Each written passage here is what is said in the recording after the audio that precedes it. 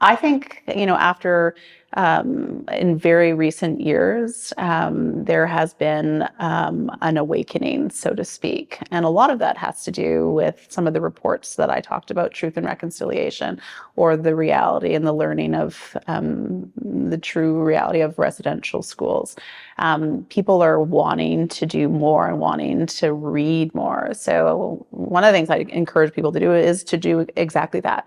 Read various reports and histories, but also read Indigenous authors and know that there are Indigenous peoples everywhere, and know that if you're feeling confused, because a lot of individuals feel confused about what they should do, what's important, they don't want to be offensive to anyone, ask questions.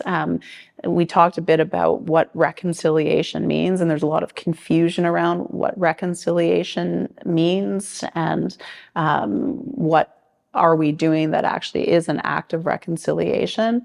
I think there's a lot of confusion because, and governments are the most guilty of this, of labeling everything as an act of reconciliation. And when one does that, it effectively means that nothing is reconciliation. So lowering a flag or wearing an orange t-shirt or declaring a new national holiday around reconciliation is considered in the same vein as lifting a child out of poverty or enabling an Indigenous community to exercise jurisdiction over the education of their own children, or settling a 150-year-old plus land dispute.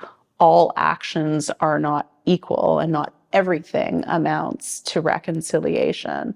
So I can understand why there's a lot of confusion out there. This is what happens when something that has been an ongoing challenge for generations before the country was formed is foregrounded for society in a relatively short period of time.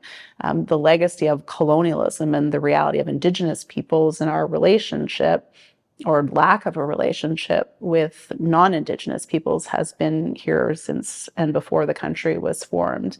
Now we're being bombarded, importantly, with different actions and different beliefs, different words about what reconciliation actually means. So sifting through that is difficult. So start with education, start with meeting and being in spaces where there are Indigenous peoples. As I said, we're everywhere.